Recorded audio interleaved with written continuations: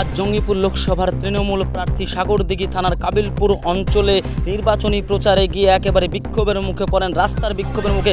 আর তা নিয়ে শুরু হয় দুর্নীতি ইস্যু এবং একে অপরকে ঢিল ছোড়াছুড়ি। আপনারা দেখছেন নির্ভীক বাংলায় সরাসরি তৃণমূল পাল্টা চ্যালেঞ্জ প্রধানের, সিপিআইএম প্রধানের। আপনারা দেখছেন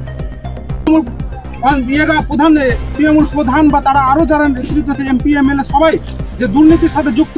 আমি 100 বার বলবো, এখন যে রিসেন্টলি 6 মাস হয়নি তার মধ্যেই 5 লাখ টাকা দুর্নীতি করে দিয়েছে সিপিএম এর প্রধান, এভিডেন্স সমেত বলবো।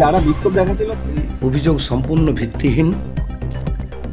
আমরা পঞ্চায়েত দখল পরে এখন পর্যন্ত কোনো ধরনের দুর্নীতির সঙ্গে আমরা যুক্ত হইনি এবং ভবিষ্যতেও হব না। একটা ফেসবুকে চ্যানেলে দেখলাম যে টুকটুকু বিবি নাম নেওয়া হয়েছে এবং আরও কয়জনের, যারাকে আমরা সাবমার্সিবলের না বসিয়ে পয়সা দিয়ে দিই।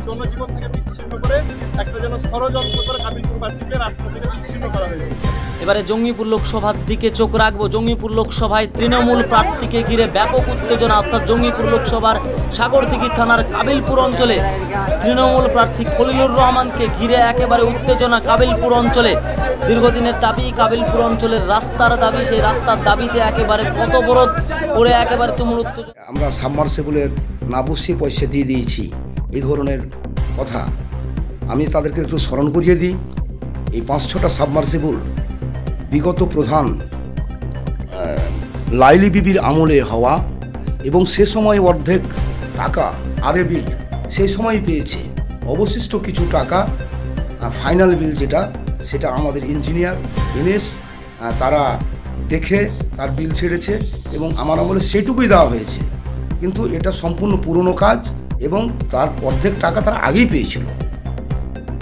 আর রাস্তার আধলা ব্যাটস নিয়ে একটা কথা হলো, শুধু ব্যাটস পড়েছে তাই তো নয়, তার সঙ্গে ডাস্ট পড়েছে, তার সঙ্গে রোলার দেওয়া হয়েছে, তার সঙ্গে লেবার দেওয়া হয়েছে।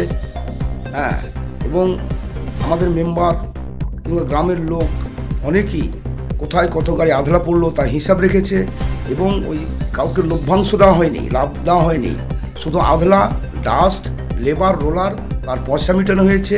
গত রেনি সিজন বর্ষার সময় কাবিলপুরের রাস্তা মানুষ চলাচলের যোগ্য ছিল না, বিভিন্ন জায়গায় বড় বড় গর্তে পরিণত হয়েছিল এবং কাবিলপুরে একটা হাই স্কুল আছে যেখানে 4000 বেশি ছাত্র, সিনিয়র মাদ্রাসা আছে সেখানেও অনেক ছাত্রছাত্রী এবং একটা গার্লস মাদ্রাসা আছে।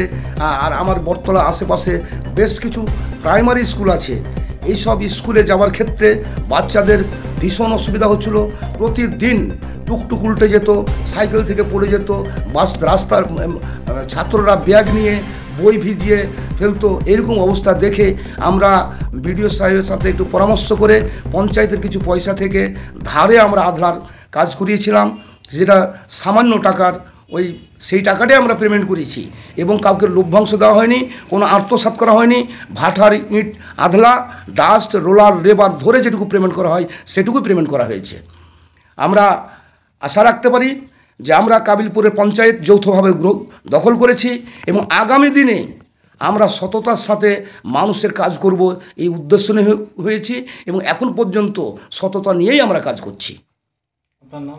আমার নাম তপন আবেদিন, রোজিনা বেগম প্রধানের আমি হাজব্যান্ড।